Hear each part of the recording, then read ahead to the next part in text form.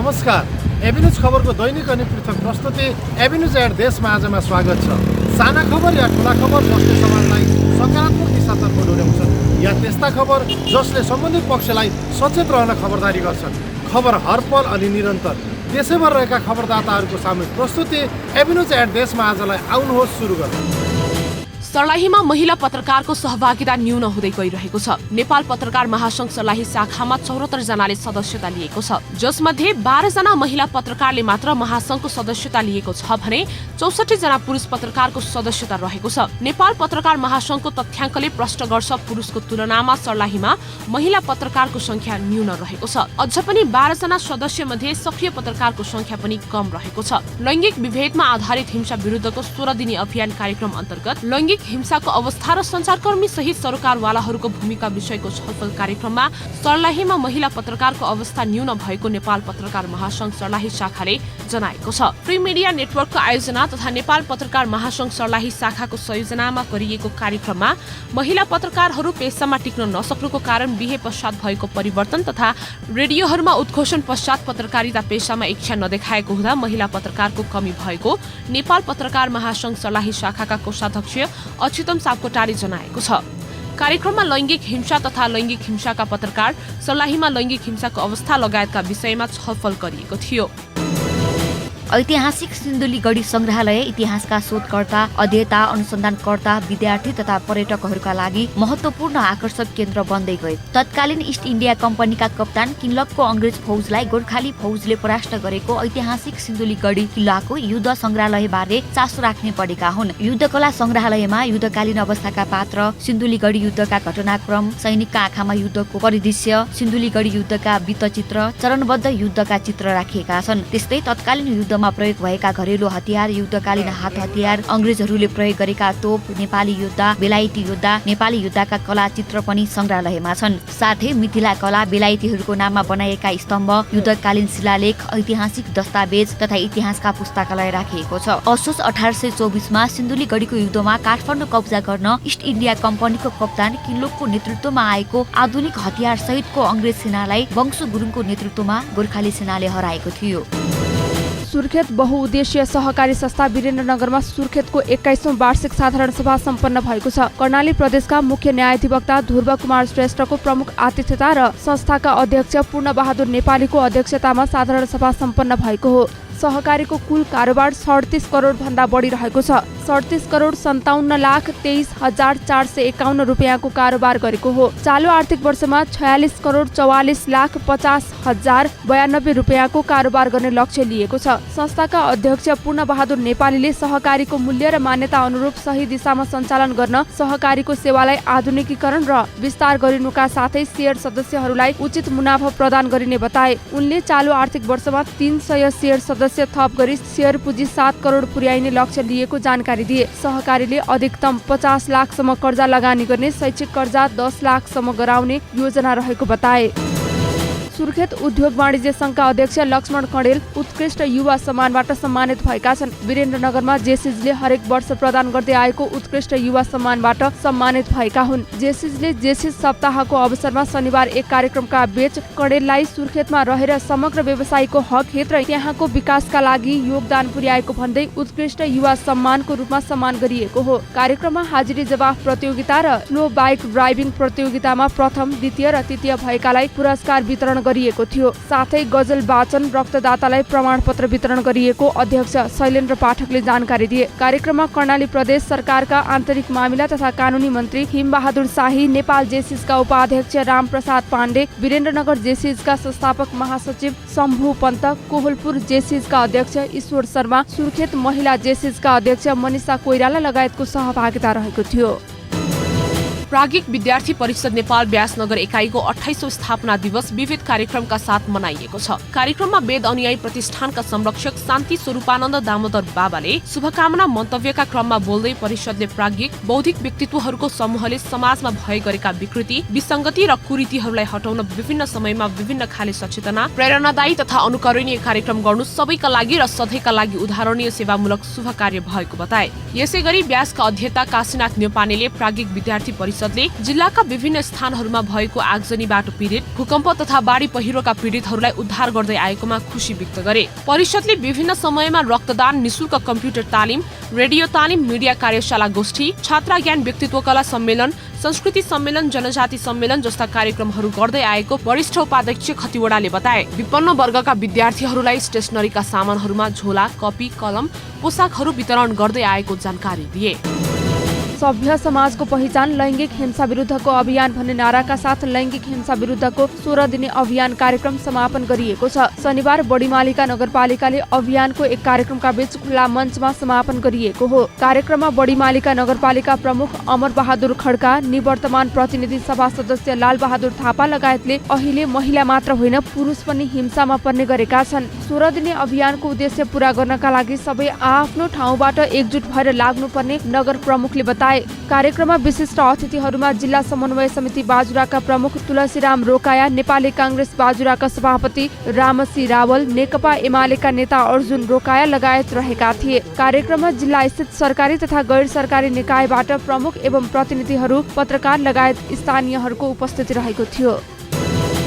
भ्रष्टाचारका कारण नेपाल दलदलमा फस्दै गएको भन्दै बर्दियाको गुलरियामा बालबालिकाहरूले भ्रष्टाचार विरुद्ध र्याली निकालेका छन्। 20औं अन्तर्राष्ट्रिय भ्रष्टाचार विरुद्धको दिवसको अवसर पारेर निकालिएको र्यालीमा सबैलाई जनचेतना पुगोस् र नेपाल भ्रष्टाचार मुक्त देश बनोस् भन्ने चाहनाले र्याली गरेको सहभागी बालबालिकाले बताएका छन्। Little heaven English academy school Gulariya बर्दियाको आयोजनामा निकालिएको र्यालीमा सहभागी कक्षा 9 र 10 का विद्यार्थीले भ्रष्टाचार विरुद्ध नाराबाजी समेत गरेका छन्। विद्यार्थीले भ्रष्टाचार निर्मूल पारौं, भ्रष्टाचार समाजको कलंक हो, भ्रष्टाचार अन्त्य गरौं, शून्य सहनशीलता कायम गरौं, धेरै भयो अत्याचार बन्द गरौं, भ्रष्टाचार नातावादको अन्त्य गरौं लगायतका नारा लगाउँदै गुलरिया बजार परिक्रमा गरेका छन्। विद्यार्थीहरूको पाठ्यक्रममा समेत भ्रष्टाचार विषय रहेकाले अन्तर्राष्ट्रिय भ्रष्टाचार विरुद्धको दिवसको अवसर पारेर विरोध र्याली गरिएको स्कुलका शिक्षक भागवत खनालले बताए। पर्सा जिल्लामा माछा उत्पादन 8 वर्ष यता बढेको छ। भेटनरी अस्पताल तथा पशु विज्ञ सेवा केन्द्र पर्साका मत्स्य अधिकृत राजेश्वर कुशवाहाले आर्थिक वर्ष 2071-72 मा पर्सा जिल्लामा 530 हेक्टर क्षेत्रफलमा मत्स्य पालन भएकोमा चालु आर्थिक वर्ष 2079-80 मा 600 हेक्टर क्षेत्रफलमा मत्स्य पालन भएको बताए। उनका अनुसार 2071-72 मा 380 हेक्टर क्षेत्रफलमा मत्स्य पोखरी रहेकोमा अहिले 700 हेक्टर पुगिसकेको छ। त्यसैगरी सम्पूर्ण तालतलैयामा 150 हेक्टर क्षेत्रफल नै कायम रहेको बताए। पर्सा जिल्लामा उत्पादित माछा 10% मात्र जिल्लामा खपत भइरहेको छ र 90% माछा काठमाडौँ, पोखरा, नारायणगढ र भारतका सीमावर्ती क्षेत्र लगायतका बगाहासम्म जाने गरेको छ। पर्सामा मत्स्य उत्पादन बढेकाले भारतको आन्ध्र प्रदेश लगायतका विभिन्न स्थानबाट आउने बरफको माछाको आयात परिणाम घटेको तथ्याङ्क रहेको छ। खास गरी मानिस, चराचुरुङ्गी, जीवजन्तु आदिबाट माछालाई जोगाउनु पर्ने, हुर्काउनु पर्ने तर लागत अनुसार मूल्य नपाउने समस्यासँग किसानहरू जुधिरहेका छन्। झापाको बिर्तामोड 4 मा मुख्य कार्यालय रहेको सिमरिक बचत तथा ऋण सहकारी संस्थाले 5 थर जिल्लाको फिदिम बजारमा 48औं सेवा केन्द्र स्थापना गरेको छ। शनिबारदेखि उक्त सेवा केन्द्रबाट सेवा शुभारम्भ गरेको हो। सेवा केन्द्रको उद्घाटन फिदिम नगरपालिकाका नगर प्रमुख मित्र प्रसाद काफ्ले, संस्थाका अध्यक्ष सुभाष भट्टराई र संस्थाका कार्यकारी प्रमुख कमल बस्नेतले संयुक्त रूपमा गरेका थिए। बिर्तामोड 4 मा केन्द्रीय कार्यालय भई झापा, मोरङ, इलाम र 5 थर जिल्ला संस्थाले सेवा प्रवाह गरिरहेको छ। सेवा केन्द्रको शुभारम्भ गर्दै प्रमुख अतिथि नगर प्रमुख काफ्लेले सहकारीले नगर क्षेत्रमा छरिएर रहेको पुँजी एकीकृत गरी रोजगार मूलक क्षेत्रमा परिचालन गर्न सके स्थानीय स्तरमा रोजगारी सृजना हुने धारणा राखेका थिए। संस्थाका कार्यकारी प्रमुख कमल बस्नेतले संस्थाले नीति तथा औचित्यमाथि प्रकाश पार्दै वित्तीय, सामाजिक तथा रोजगारीको क्षेत्रमा योगदान पुर्याएको बताउँदै संस्थाको नीति, विधि र प्रविधि नै सिमरिकको सफलता भएको बताए। 5 थर जिल्लाको सबै स्थानीय स्तरमा उत्कृष्ट वित्तीय सेवा पुर्याउने उद्देश्यले संस्थाले कार्यक्षेत्र विस्तार गरेको संस्थाका अध्यक्ष सुभाष भट्टराईले बताए। कार्यक्रममा जिल्ला सहकारी संघ 5 थरका अध्यक्ष रेणु प्रसाद ओझा लगायतले शुभकामना मन्तव्य राखेका थिए। लैङ्गिक हिंसा विरुद्ध एक हुनुपर्ने सरोकारवालाहरूले जोड दिएका छन्। वीरेन्द्रनगर नगरपालिकाले शनिबार आयोजना गरेको कार्यस्थलमा हुने गरेको लैङ्गिक हिंसा तथा दुर्व्यवहार र लैङ्गिक हिंसा न्यूनीकरण विषयक अन्तर्क्रिया कार्यक्रममा सरोकारवालाहरूले आफ्नो ठाउँबाट हिंसा न्यूनीकरणमा एक भएर लाग्नुपर्नेमा जोड दिएका हुन्। वीरेन्द्रनगरमा नगरपालिकाका प्रमुख मोहन माया ढकालले लैङ्गिक हिंसा विरुद्धको सबै पक्षमा एक हुनुपर्ने बताइन्। अधिकारकर्मी निशा पौडेलले लैङ्गिक हिंसाको चपेटामा महिला र बालबालिका बढी पीडित भएकाले हिंसा न्यूनीकरण गर्न सबैको भूमिका महत्त्वपूर्ण रहेको बताइन्। त्यस्तै कार्यक्रममा अधिकारकर्मी जरमाया बाठाले कानुनी सचेतनासँगै कानुन कार्यान्वयनमा जोड दिनुपर्ने बताइन्। झापाको कन्काई नगरपालिकाले 20 सुकुम्बासीलाई जग्गा ध्वनि पूर्जा वितरण सुरु गरेको छ। नगरपालिकाले एक कार्यक्रमका बीच कन्काई 8 का सुकुम्बासीलाई जग्गा ध्वनि पूर्जा वितरण गरेको हो। नगर प्रमुख राजेन्द्र पोखरेलले हरेक मानिसले भूमि पाउनुपर्ने मानव अधिकार भित्रकै एउटा अधिकार भएकाले दिवसकै सन्दर्भ पारेर जग्गा ध्वनि पूर्जा वितरण गरिएको जानकारी दिए। कन्काई 8 मा थप 30 वटा र 5 का 90 वटा ध्वनि पूर्जा तयार भएर वितरणको कार्यक्रम रहेको छ। नगरपालिकाले ध्वनि पूर्जा वितरण गर्ने तयारी गरे पनि भूमि आयोग झापाले प्रमाणीकरणको काम बाँकी रहेकाले तत्कालका लागि प्रतिलिपि मात्र उपलब्ध गराएको छ। नगरपालिकाले भदौ 25 गते नै ध्वनि पूर्जा वितरण गर्ने कार्यक्रम तय गरेको थियो। निर्वाचन आचार संहिताका कारण आजदेखि ध्वनि पूर्जा वितरण थालिएको नगरपालिकाले जनाएको छ। कन्काईमा भूमिहीन दलितको संख्या 337, भूमिहीन सुकुम्बासी 2329 र अव्यवस्थित बसोबासीको संख्या 4425 रहेको छ। उनीहरूलाई नगरले 1531 बिघा जग्गाको 8778 किता जग्गाको ध्वनि पूर्जा वितरणको योजना छ। पर्वतको फलेवास नगरपालिकाले लैङ्गिक हिंसा विरुद्धको 16 दिने अभियान अन्तर्गत सडक नाटक प्रदर्शन गरेको छ। सभ्य समाजको पहिचान लैङ्गिक हिंसा विरुद्धको अभियान भन्ने नाराका साथ सञ्चालनमा रहेको अभियानमा नगरका विभिन्न वडामा पुगेर सडक नाटक प्रदर्शन गरिएको हो। हिंसाको प्रतिकार गर्दै म हिंसा सहन्न, म हिंसा गर्दिन, हिंसा भए गरेको देखेमा प्रतिकार गर्छु भन्ने प्रतिबद्धताका साथ उक्त अभियानलाई निरन्तरता दिएको हो। नाटकमा घरबाट सुरु हुने हिंसालाई प्रस्तुत गरेर यसले समाजमा पारेको असर र समाधानका बारेमा प्रस्तुति दिएको थियो। 4 दृश्यमा प्रस्तुत गरिएको नाटकमा 2 दिनको दिनचर्यालाई समेटिएको थियो। नगरका 11वटै वडामा विभिन्न विषय र परिवेश क्षेत्रमा रहेर प्रस्तुत मुख्य गरी दाइजो प्रथा, बुक्सी प्रथा, महिनावारी हुँदा महिलाहरूलाई गरिने व्यवहार, नेपाली समाजमा छोरा र छोरीबीच गरिने विभेद, श्रीमानले श्रीमतीलाई दिने मानसिक तथा शारीरिक यातना लगायतका विषयहरू उठान गरिएको हो। नगरको भङ्गराको ब्राह्मदय मावि, ठाना मौवा खाल्टेको जन्जुते मावि र लिमी ठानाको लिमिठाना माविका विद्यार्थीहरूले नेपाली समाजभित्र हुने महिला हिंसा विरुद्धका सचेतनामूलक नाटकहरू रोचक ढङ्गबाट प्रदर्शन गरेका थिए। धनगढीमा जारी सुदूरपश्चिम महोत्सवमा विपद सम्बन्धी नाटक प्रदर्शन गरिएको छ। महोत्सवको दोस्रो दिन शनिबार धनगढी उपमहानगरपालिकाले शहरी विपद तथा भूकम्पीय प्रतिकार परियोजना अन्तर्गत विपदले पार्ने समस्या र तिनको समाधानका लागि भइरहेका प्रयासबारे नाटक मार्फत सचेतना फैलाइएको हो। 35 मिनेट प्रस्तुत भएको नाटकमा भूकम्प, बाढी पहिरो, आगलागी, शीतलहर लगायतका विपद सम्बन्धी जानकारी समेटिएको थियो। नाटकमा स्थानीय कलाकारहरूको अभिनय थियो भने नाटक व्यवस्थापनका लागि राष्ट्रिय परियोजना संयोजक सिद्धार्थ नरसिंह शर्मा पनि काठमाडौँबाट धनगढी पुगेका थिए। महोत्सवमा हजारौंको संख्यामा दर्शकहरूको उपस्थिति रहेको थियो। युरोपेली आयोगको आर्थिक सहयोग, UNDP र नेपाल रेड क्रसको प्राविधिक सहयोगमा भूकम्प तथा शहरी विपद सम्बन्धी जनचेतनामूलक नाटक प्रस्तुत गरिएको धनगढी उपमहानगरपालिकाका प्रतिनिधि विराज पोखरेलले जानकारी दिए। कैलाली उद्योग वाणिज्य संघको आयोजनामा मक्सिर 22 देखि धनगढीमा सुरु भएको सुदूरपश्चिम महोत्सव पुस 2 गतेसम्म सञ्चालन हुनेछ। रङ्गेली अस्पताल परिसरमा साप्ताहिक रूपमा सरसफाई कार्यक्रम सुरु भएको छ। उक्त सरसफाई कार्यक्रम 24 गतेदेखि सुरु गरिएको हो। रङ्गेली नगरपालिका 7 मा रहेको अस्पताल समितिद्वारा साप्ताहिक सरसफाई कार्यक्रमको आयोजना गरिएको हो। समितिले अस्पताल परिसर वरपर रहेको झारपातहरू हटाएर सरसफाई गरेका हुन्। साथै अस्पतालका विभिन्न ठाउँहरूको समेत सरसफाई गरिएको थियो। रङ्गेली नगरपालिकाका प्रमुख दिलीप बगडिया, उपप्रमुख भूमा पराजुली लगायतको अभियानमा सहभागिता रहेको थियो। आगामी 7 दिनभित्र नगरपालिकाको 9वटै वडामा उपप्रमुखको संयोजनमा सरसफाई समिति निर्माण गर्ने र 7 दिनभित्र सडक तथा पेटीमा राखिएको सामग्री र सडकका छाडा चौपाया तथा सडकमा बाँधिएको गाई बाख्राहरूलाई समेत नगरले नियन्त्रणमा लिने भूमा पराजुलीको भनाइ छ। पराल, निर्माण सामग्री समेतले सडकमा दुर्घटना निम्त्याएको भन्दै नियन्त्रणमा लिन नगरले आह्वान समेत गरेको छ।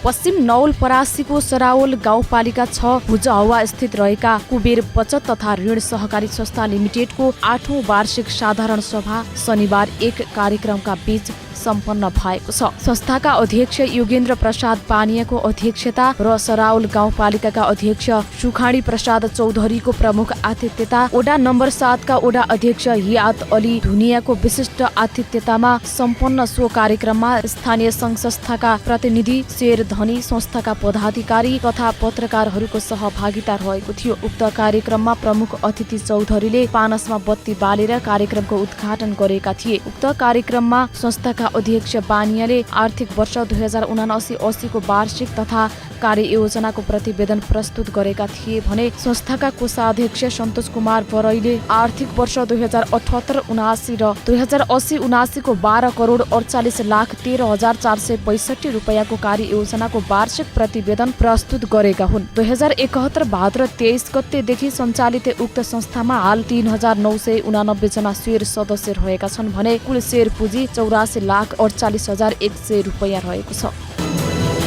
महिला हिंसा न्यूनीकरणका लागि सबैमा चेतनाको विकास गर्नुपर्ने सरकारवालाहरूले निष्कर्ष निकालेका छन्। शनिबार मलङ्गवा नगरपालिकाद्वारा आयोजित 74औं अन्तर्राष्ट्रिय मानव अधिकार दिवस तथा महिला हिंसा विरुद्धको 16 दिने अभियानको समग्र समापन कार्यक्रममा बोल्दै वक्ताहरूले त्यस्तो निष्कर्ष निकालेका हुन्। समाजमा विभिन्न आर्थिक, सामाजिक, धार्मिक लगायत विविध कारणले हिंसा हुने गरेको बताउँदै त्यसको न्यूनीकरणको लागि सबै नागरिकले आफ्नो क्षेत्रबाट जिम्मेवारी वहन गरे कुनै कतैबाट हिंसा नहुने कार्यक्रममा उपस्थित वक्ताहरूले बताएका छन्। सर्लाही जिल्लामा भएका मानवाधिकार हनन तथा हिंसाका विषयमा कार्यपत्र प्रस्तुत गर्दै मानवाधिकार रक्षक सम्झा सर्लाही जिल्ला अध्यक्ष मुकेश मिश्रले जनवरी 2022 देखि नोभेम्बर 2022 सम्म ओडेक नेपाल सर्लाहीमा महिला हिंसाका 81 वटा र जातीय विभेद तथा छुवाछुतका 3 वटा घटनाहरू दर्ता भई न्यायको लागि सम्बन्धित निकायमा पहल भइरहेको जानकारी गराएका छन्। यसै अवसरमा आयोजक मलङ्गवा नगरपालिकाले मानवाधिकार तथा सामाजिक न्याय क्षेत्रमा विगत लामो समयदेखि क्रियाशील भई आफ्नो कार्यक्षेत्रमा उत्कृष्ट योगदान दिएका 13 जना व्यक्तिहरूको साथसाथै 3 जना क्रियाशील पत्रकारहरूलाई सम्मानित गरेका थिए।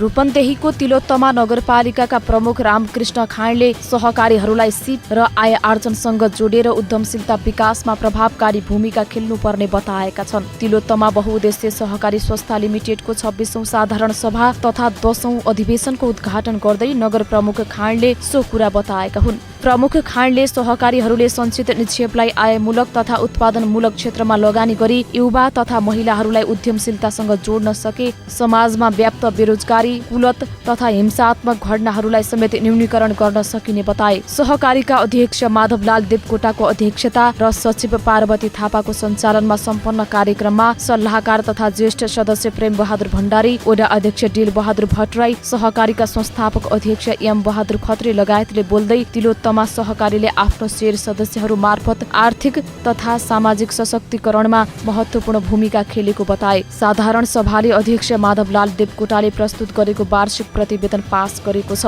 10औं अधिवेशनबाट माधवलाल देवकोटाको नेतृत्वमा नयाँ कार्य समिति निर्विरोध निर्वाचित भएको थियो। उपेक्षित तथा उष्ण प्रदेशीय रोग, मातृ शिशु स्याहार र अपाङ्गता भएका व्यक्तिहरूको स्वास्थ्य सुधारमा मिडियाको भूमिका विषयक एक दिने अन्तर्क्रिया कार्यक्रम गरिएको छ। फेयरमेड फाउन्डेसन र सहारा नेपालको सहकार्यमा सञ्चालित विश्वास परियोजनाले मिडियासँग शनिबार सहारा नेपालको केन्द्रीय कार्यालयको सभाहालमा अन्तर्क्रिया कार्यक्रम गरेको हो। कार्यक्रममा उपेक्षित उष्ण प्रदेशीय रोगहरूको विषयमा परियोजनाका संयोजक पवन कुमार राईले जानकारी दिएका थिए। उपेक्षित उष्ण प्रदेशीय रोग विशेष गरी गरिबीको रेखामुनि रहेका व्यक्तिहरूमा बढी देखा पर्ने भएकाले राज्यले समेत यस्ता रोगको निदानका लागि चासो नदिएको बताए। झापा, मोरङ र सुनसरीमा सञ्चालित 4 वर्षीय विश्वास परियोजनाले सबै रोगीहरूको पहिचान गरी उपचारमा सहयोग पुर्याउने लक्ष्य लिएको सहारा नेपालका सचिव महेन्द्र कुमार गिरीले जानकारी दिए। परियोजनाले उपेक्षित उष्ण प्रदेशीय रोग पहिचानका लागि विद्यालयमा सचेतना कार्यक्रम सञ्चालन गर्ने लगायतका कामहरू गर्दै आएको बताए। देशकै खबर अनि खबरभित्रको खबर खोज्ने हाम्रा खबरदाताहरूको सामूहिक प्रस्तुति एभिन्युज एट देशमा आज हामी त्यस्ता खबरलाई ध्यान दिन्छौँ जुन खबर ओझेलमा परेको छ र बन्न सक्छ खबर। एभिन्युज एट देशमा आजका लागि यति नै। भोलि फेरि यही समयमा उपस्थित हुने नै छौँ। खबरभित्रको खबरका लागि हेर्दै रहनुहोला एभिन्युज खबर। नमस्कार।